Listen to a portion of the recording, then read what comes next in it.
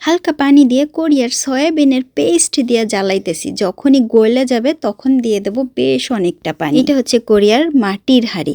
এইগুলোতে রান্না করা খুবই মজার এবং খুবই ভালো লাগে দেখতে। ঝোলটা উতরে গেলেই দিয়ে দেবো সিজনিং সল্ট আর ব্রাউন সল্ট অল্প করে। তার সাথে দেব কোরিয়ান মরিচের গুঁড়ো।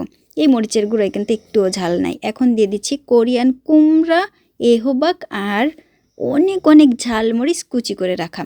অনেক বেশি যখন ফুটে যাবে তখন দিয়ে দেবো থুফু, অর্থাৎ আমরা বলি দুবু। পিস পিস করে দিয়ে দেবো।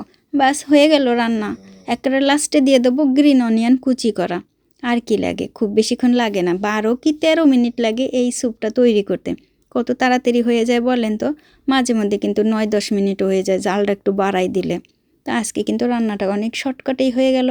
কে কে খাবেন চলে আসেন। কোরিয়াতে এই স্যুপের নাম হচ্ছে তেনজাং চিগে, তেনজাং কুক। আর কি, এই যে এখন পচার জন্য উঠাই নিচ্ছি। এটা কিন্তু সত্যি পচার জন্য নেওয়া হচ্ছে। একটুখানি থুফু, বেশ খানিকটা ঝোল, তার সাথে কয়েক টুকরা কুমড়া। কিন্তু সত্যি কথা কি জানেন, জিউ মানে পচা সামান্য একটুখানি থুফু খাবে আর এই স্যুপটাই খাবে। কুমড়াগুলা একটুও খাবে না। কারণ কি জানেন, ও কুমড়া পছন্দ করে না।